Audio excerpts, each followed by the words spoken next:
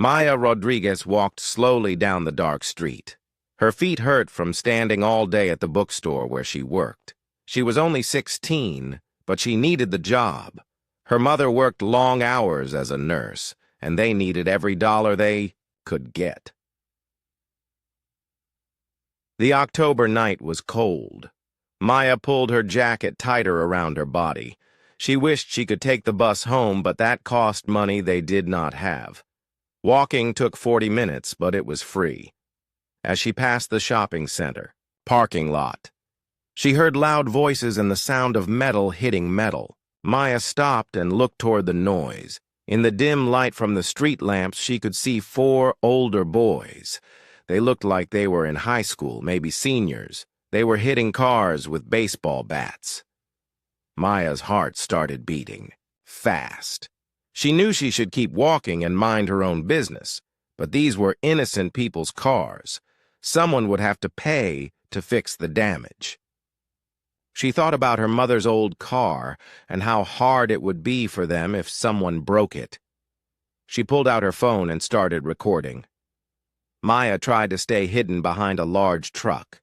The video was shaky because her hands were shaking, but she could see the boys clearly. One had red hair and wore a black jacket. Another was tall and thin with a blue hat. They were laughing as they smashed windows and dented doors.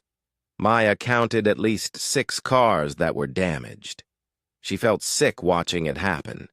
She wanted to yell at them to stop, but she was scared. There were 4 of them and only 1 of her. She was also much smaller than they were. The red-haired boy suddenly looked in her direction. Maya tried to duck down lower behind the truck, but it was too late. He had seen the light from her phone screen. "Hey!" he shouted. "Someone's watching us!" All 4 boys stopped what they were doing and looked toward Maya. She felt her stomach drop. This was bad, very bad. "Get her!" the tall boy yelled. Maya turned and started running. Her work shoes were not good for running, and her backpack bounced against her back. She could hear the boys chasing her. They were faster than she was. "Stop running!" one of them shouted. "We just want to talk!" Maya knew they did not just want to talk. She had seen their faces clearly on her phone. She had evidence of what they were doing. They wanted to take her phone and maybe hurt her so. She would not tell anyone. She ran toward the main street where there were more lights and maybe more people. Her lungs burned and her legs felt weak. The boys were getting closer. She could hear their footsteps right behind her. Just then, a police car turned the corner. Its headlights lit up the parking lot. Maya felt relief wash over her. The police were here. Everything would be okay now. The police car stopped, and an officer got out. He was a big man with short brown hair. His name tag said, Mitchell, officer. Mitchell looked around at the damaged cars and then at the group of people in the parking lot. "What's going on here?" Officer Mitchell asked in a loud voice. The 4 boys immediately started talking at once. "She was the one doing it," the red-haired boy said, pointing at Maya. "We tried to stop her," the tall one added. "She had a bat," another boy lied. Maya could not believe what she was hearing. They were lying about everything. She was the one who had called for help by trying to record them. She had not broken anything. "That's not true," Maya said, breathing hard from running. "I was recording them. They were the ones breaking the cars." Officer Mitchell looked at Maya. She was small and young. Her clothes were messy from running. She was holding her phone in her hand. To him, she looked like a teenager who had been caught doing something wrong. "Put your hands up," Officer Mitchell ordered Maya. "But officer, I have proof," Maya said. She held up her phone. "I recorded everything. They were breaking the cars, not me." I said, "Put your hands up," Officer Mitchell shouted. Maya was confused and scared. Why was the officer not listening to her? Why was he not asking to see the video? She started to show him her phone screen. Look, you can see them doing it right here in the video. Officer Mitchell saw Maya moving toward him with something in her hand. In the dark, he could not see clearly what it was. He had been told that there was a dangerous person with a weapon. When he saw Maya move quickly toward him, he thought she might be attacking him. "Stop right there!" he yelled. But Maya was desperate to show him the truth. She took another step forward, holding out her phone. Officer Mitchell grabbed Maya's arm and spun her around. He pushed her against the side of his police car. Maya cried out in surprise and fear. "I didn't do anything wrong," she screamed. "Please listen to me!" "Stop resisting!" Officer Mitchell shouted back, but Maya was not resisting. She was just scared and confused. She did not understand why this was happening to her. Officer Mitchell pulled her left arm behind her back. Then he grabbed her right arm and tried to pull it back too. Maya's right shoulder was already sore from carrying heavy boxes at work all day. When Officer Mitchell yanked her arm back hard, she cried out in pain. "Ow! That hurts! Please, stop!" "Then stop fighting me," Officer Mitchell said. He pulled her arm back even harder. Maya felt something in her arm pop, and then there was terrible pain. It felt like fire shooting from her shoulder to her hand. "My arm!" Maya screamed. "Something's wrong with my arm!" Officer Mitchell did not stop. He thought Maya was just trying to get him to let go. He twisted her arm up higher behind her back. This time Maya heard a loud crack. The pain was so bad that she almost fainted. Maya collapsed to the ground, holding her right arm against her body. She was crying and screaming. The pain was worse than anything she had ever felt before. "Please help me," she whispered. "I think my arm is broken." Officer Mitchell looked down at Maya. She was curled up on the ground, crying. Her face was very pale and she was shaking. He started to realize that something was really wrong. The four boys who had been breaking the cars saw their chance to escape. While Officer Mitchell was focused on Maya, they quietly slipped away into the darkness. By the time anyone looked for them, they were gone. Maya tried to move her right arm, but it would not work properly. She could see that it was bent. In a strange way, she felt sick and dizzy. "I need to go to the hospital," Maya said through her tears. "Please, call my mom." Officer Mitchell called for an ambulance. While they waited, he looked around the parking lot. He saw the broken car windows and the dents in the doors. He saw Maya's phone on the ground where she had dropped it. For the first time, Officer Mitchell started to wonder if he had made a mistake. Maya was so young and small. She did not look like someone who could break car windows with a baseball bat. And where was the bat? He had not found any weapon. When the ambulance arrived, the paramedics carefully put Maya on a stretcher. Her arm was definitely broken. They could see the bone sticking out at a wrong angle. "How did this happen?" one paramedic asked. "She was resisting arrest," Officer Mitchell said. But even as he said it, he did not sound sure. Maya wanted to tell them the truth, but the pain medicine they gave her made her sleepy. As the ambulance drove away, she could only think about how much her arm hurt and how scared she was. She did not know that her whole life was about to change. She did not know that the video on her phone would tell a very different story than the one Officer Mitchell would write in his report, and she had no idea that her father, who she barely knew, was someone who could help her fight for justice. All Maya knew was that she had tried to do the right thing, and now she was hurt and in trouble. The world suddenly felt like a very unfair and scary place.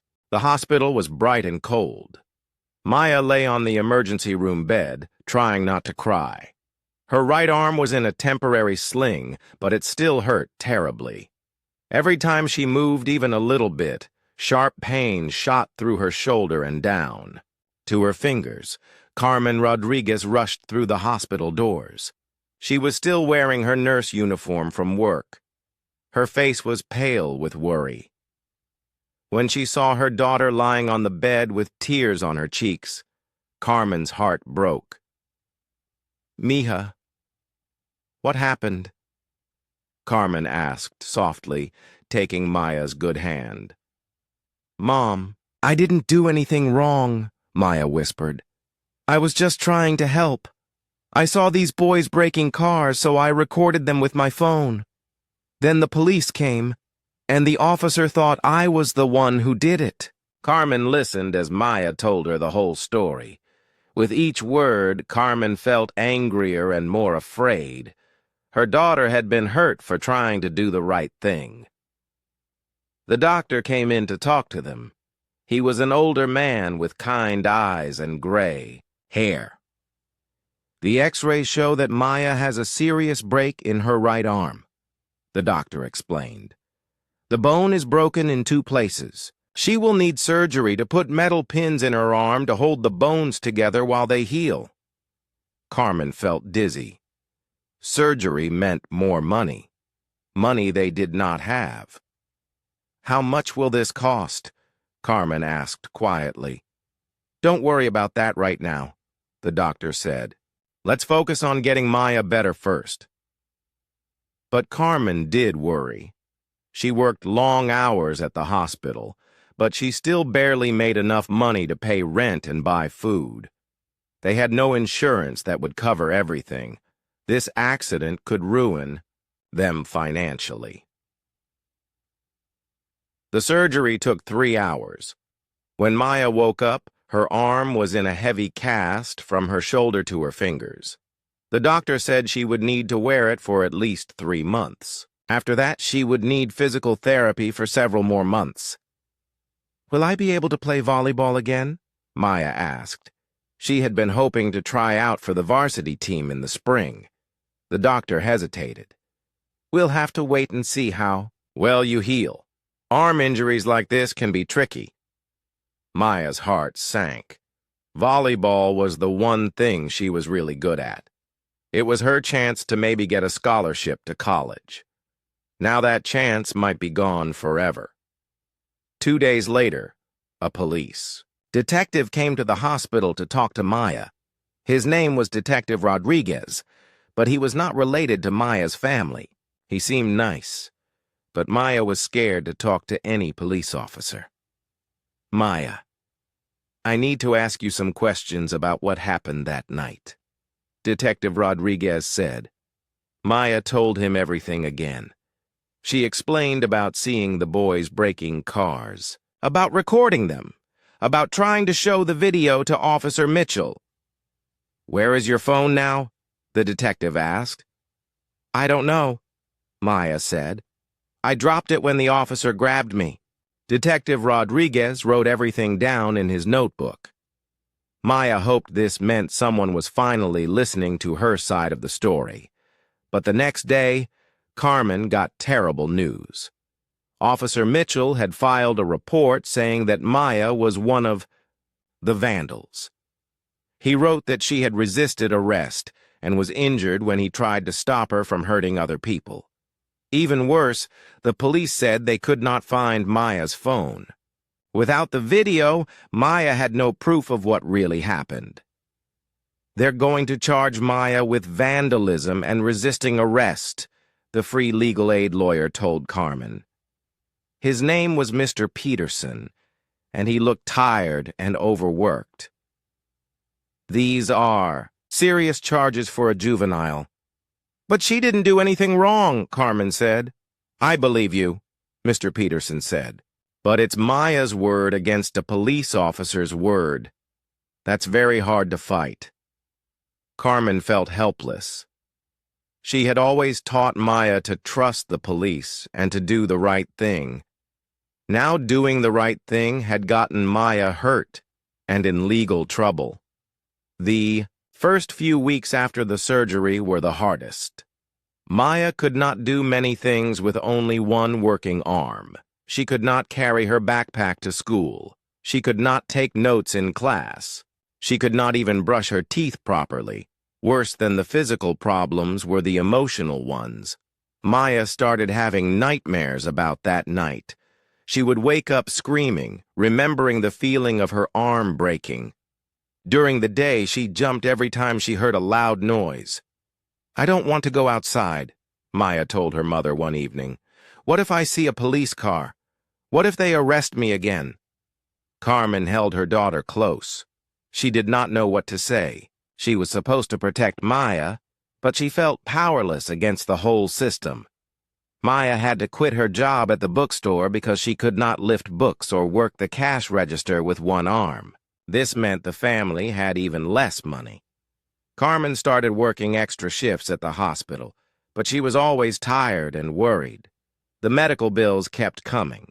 Even with payment plans, they owed thousands of dollars. Carmen had to choose between paying for Maya's physical therapy and paying the rent. She chose the rent, which meant Maya's arm might not heal properly. At school, things were not much better. Some students whispered about Maya when she walked by. They had heard she was arrested for vandalizing cars. Maya's few close friends believed her story, but many other students did not. "Maybe she really did do it," Maya heard one girl say. "Why would a police officer lie?" Maya wanted to scream that police officers could make mistakes too, but she said nothing. She was afraid that if she got upset, people would think she was dangerous. The worst part was the court dates. Every few weeks, Maya and Carmen had to go to juvenile court. Maya hated walking into the building. It made her feel like a real criminal. Mr. Peterson, their lawyer, did his best, but he had too many cases and not enough time. He told Carmen that the best thing would be for Maya to accept a plea deal. She would have to admit to charges she did not do, but she would not go to juvenile detention. "I don't want to lie and say I did something wrong," Maya told her mother. "I know, mija," Carmen said. "But what choice do we have?" Carmen lay awake at night thinking about Maya's father. She had not talked to him in years. He was busy with his wrestling career, traveling all over the world. Carmen had always told herself that Maya was better off without the complications that would come from having a famous father. But now, Maya needed help that Carmen could not give her. Maya needed someone with money and power who could fight the system. Carmen had always been proud that she could take care of Maya by herself, but pride would not fix Maya's broken arm or clear her name. Maya was getting worse instead of better. She had always been a happy, confident girl. Now she was quiet and scared. She had panic attacks when she saw police cars. She cried when she tried to do homework with her left hand and the words came out messy. "I feel stupid," Maya said one day. "I can't do anything right anymore." "That's not true," Carmen said. "This is temporary. Your arm will heal." But Carmen was not sure if Maya's spirit would heal so easily. Her daughter was changing, becoming someone fearful and sad. This was not the future Carmen had wanted for her. One night, Carmen made a decision. She looked through her old phone and found a number she had not called in 16 years. It was the number for John's management company. Carmen had kept it all these years, telling herself it was just in case of emergency. This was definitely an emergency. Carmen's hands shook as she dialed the number. She did not even know if John would remember her or if he would care what happened to the daughter he had never really known. But Maya needed her father now, whether she knew it or not. Carmen could not fight this battle alone anymore. Carmen sat by her phone for 2 hours after making the call. She had left a message with John's management company, explaining who she was and that it was about their daughter. Now she waited, not sure if he would even call back. When the phone finally rang, Carmen's heart jumped. Carmen? The voice was deeper than she remembered, but it was definitely John. Is Maya okay? Your message said she was hurt. Carmen started crying before she could say anything. Hearing John's voice brought back so many memories. But more than that, it brought hope. For the first time in weeks, someone who could actually help was listening. John, she's not okay, Carmen said through her tears. Our daughter is in so much trouble and I don't know how to fix it. Carmen told John everything. She explained about Maya's job, about the night with the vandals, about Officer Mitchell breaking Maya's arm. She told him about the charges, about the medical bills, about how scared and sad Maya had become. John listened without interrupting. When Carmen finished talking, there was silence on the phone for a long time. I'm coming home, John said finally. I'll be on a plane tonight. John, you don't have to. Yes, I do, John said firmly. I should have been there all along. I thought staying away was protecting her, but I was wrong. Maya is my daughter, and she needs me now. Carmen felt relief wash over her. For the first time since the accident, she felt like maybe everything would be okay. John arrived the next evening. Carmen had not seen him in person for 17 years, since before Maya was born.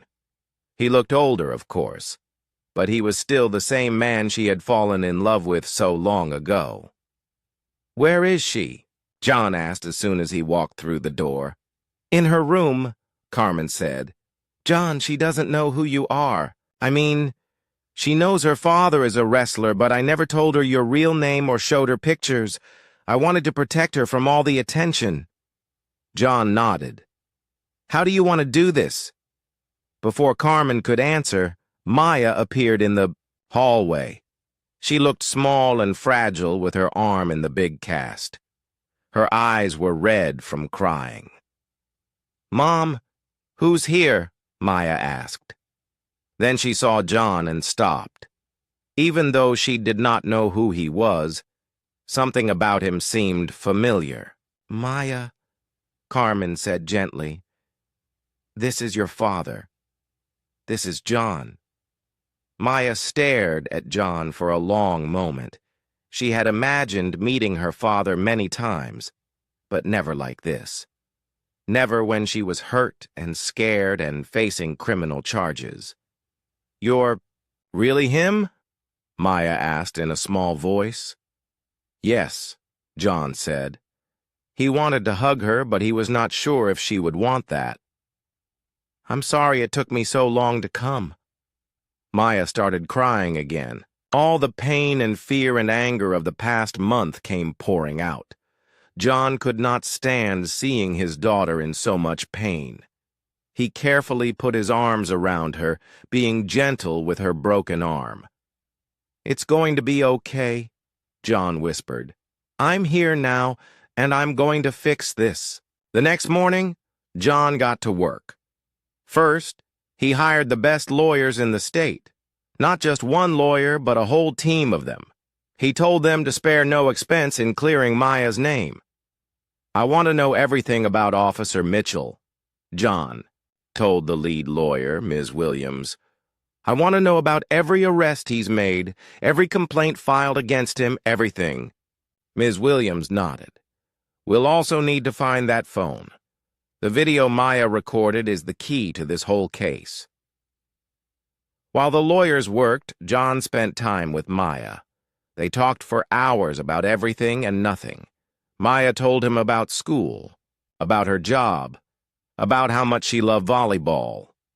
John told her about his travels, about wrestling, about all the times he had wanted to call her, but was afraid to interrupt her life. Why didn't you ever visit? Maya asked one day. John sighed.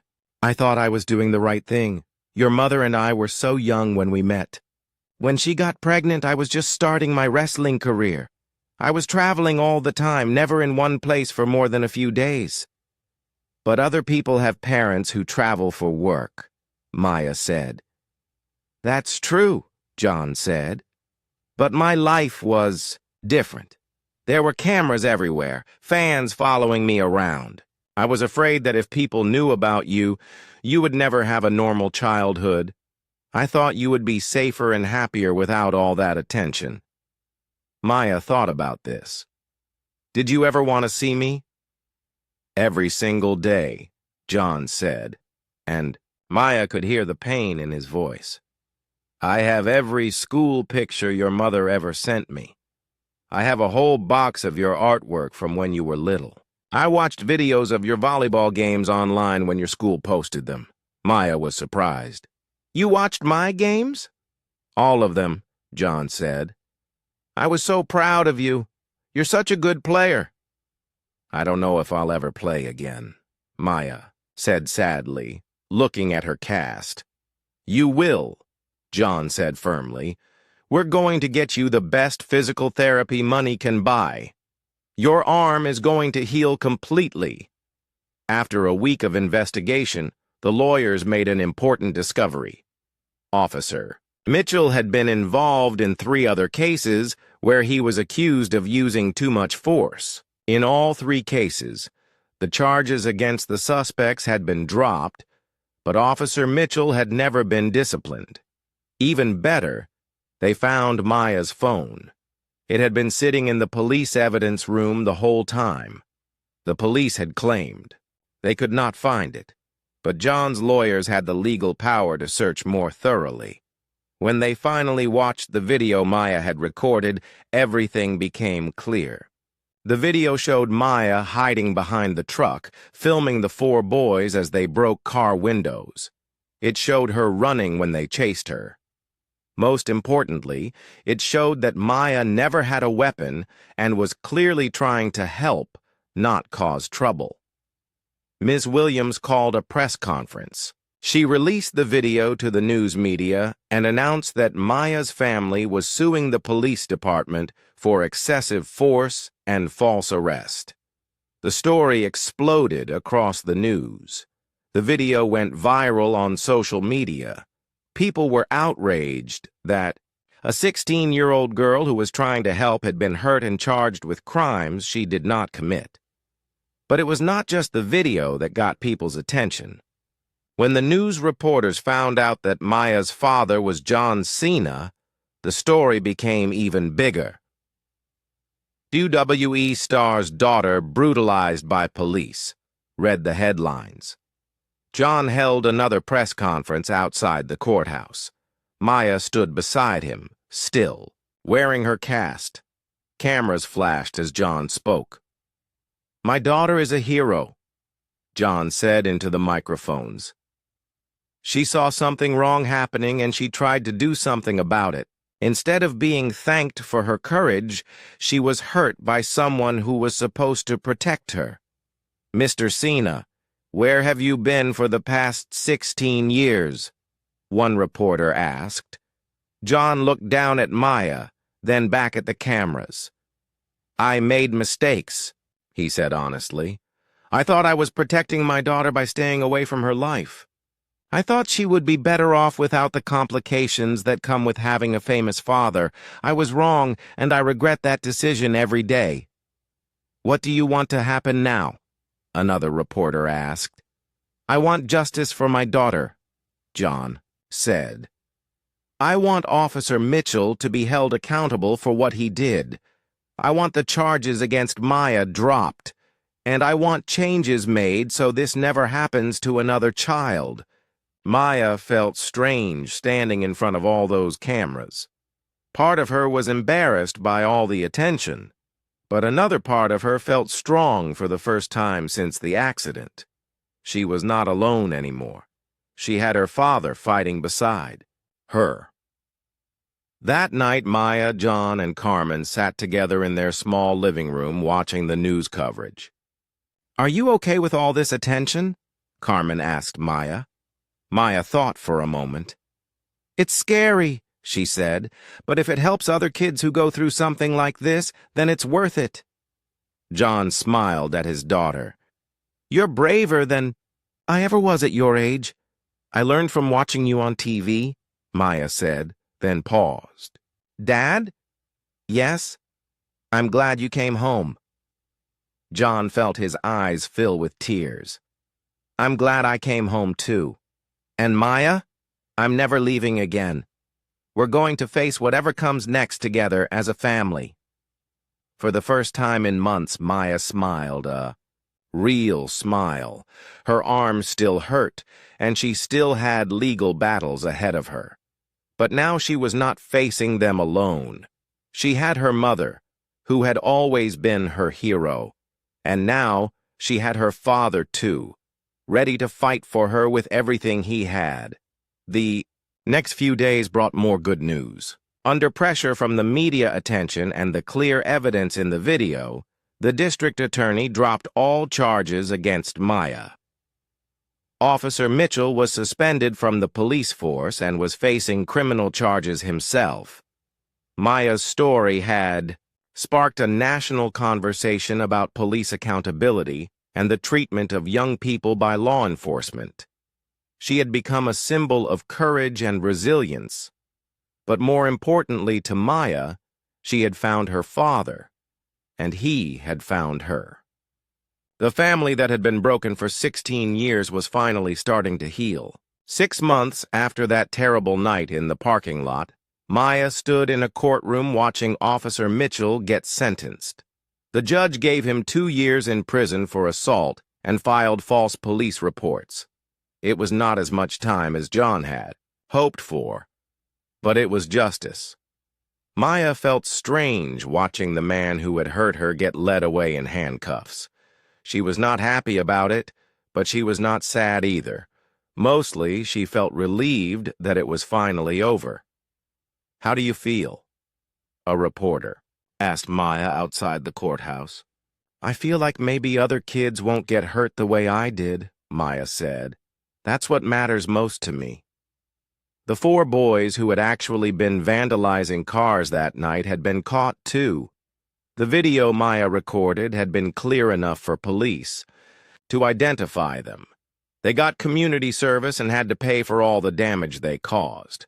Maya's cast had come off 2 months earlier. Her arm was weak and stiff, but the doctors said it would get stronger with physical therapy. John paid for the best therapist in the city, and Maya worked hard to get her strength back. "Can I try hitting a volleyball yet?" Maya asked her physical therapist during one session. "Let's start with a tennis ball," the therapist said with a smile. "Work your way up." Maya was disappointed, but she did not give up. Every day she did her exercises. Every day her arm got a little bit stronger. John kept his promise about staying close to Maya. He bought a house just 10 minutes away from Carmen and Maya's apartment. For the first time in her life, Maya could call her dad and ask him to come, pick her up from school, or help with homework. It was not always easy. John was used to living alone, and Maya was used to having only her mother around. Sometimes they did not understand each other. John would try to give Maya advice about boys or school, and Maya would remind him that he had not been there for most of her life. "You can't just show up and start being a dad," Maya said during one argument. "You're right," John said. "I can't make up for the years I missed. But I can be here for all the years we have left." Maya and John started going to therapy together. The therapist helped them learn how to be father and daughter. She helped Maya talk about her anger at John for being absent. She helped John understand how to support Maya without trying to take over her life. "Healing a relationship takes time," the therapist told them, "just like healing a broken bone." Carmen was happy to see John and Maya getting closer, but sometimes she felt left out. For 16 years, it had been just her and Maya against the world. Now suddenly there was this third person in their family who had money and fame and could give Maya things Carmen never could. "Are you worried Maya will love him more than me?"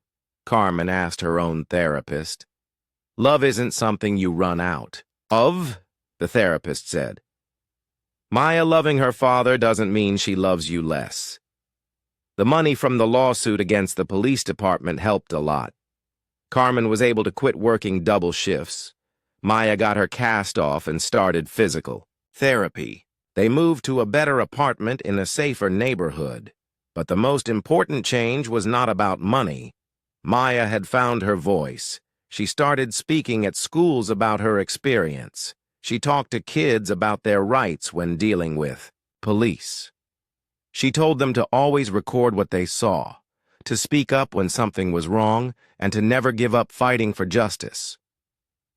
"I was scared for a long time after what happened to me," Maya would tell the students. "I thought the world was not fair and that bad things just happened to good people for no reason. But I learned that we can fight back. We can make things better if we don't give up." Maya also started a support group for other young people who had bad experiences with police.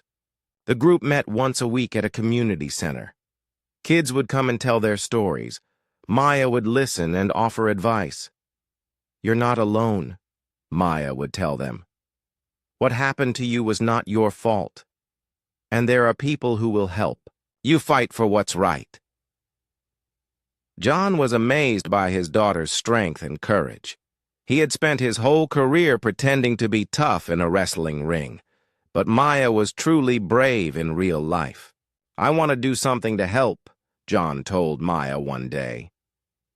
Together, they started a foundation called Maya's Voice. The foundation helped families who could not afford lawyers when their children were hurt by police. It also created programs to train police officers about how to work better with young people. The foundation's first big event was at a WWE show. Maya stood in the wrestling ring with her father while thousands of people cheered. She was nervous at first, but when she started talking about her story, the crowd listened quietly. "My father is famous for fighting in this ring," Maya said into the microphone. "But the most important fight he ever had was fighting for me when I needed him most." The crowd cheered loudly. John put his arm around Maya's shoulders and smiled. "My daughter taught me what real courage looks like," John said. "She showed me that being strong is not about how hard you can hit someone. It's about getting back up when life knocks you down." After the event, John and Maya walked backstage together. "Dad?" Maya said. "Yeah? I'm proud of you." John stopped walking and looked at his daughter. "I'm proud of you too, Maya. More proud than I've ever been of anything in my whole life." Maya's arm healed completely. 9 months after the accident, she was back on the volleyball court. Her first game back was emotional. Carmen and John sat together in the stands, both crying as they watched Maya spike the ball for the winning point. After the game, Maya ran over to her parents. "Did you see that?" she asked excitedly. "We saw everything," Carmen said, hugging her daughter. "I never doubted you would come back stronger," John added. Maya made the varsity volleyball team that year. She also got accepted to college with a partial scholarship. But more importantly, she had found her purpose in life. On the 1-year anniversary of the night she was hurt, Maya stood at a podium in the city council chambers. She was there to speak in favor of new rules for police training. "A year ago, I was just a 16-year-old girl walking home from work," Maya said. "I saw something wrong, and I tried to help. Instead of being protected by the police, I was hurt by them. But that night changed my life in ways I never expected." Maya looked out at the audience. She saw Carmen and John sitting in the front row, both smiling at her with pride. She saw members of her support group, other families who had been hurt by police violence, and city officials who had the power to make changes.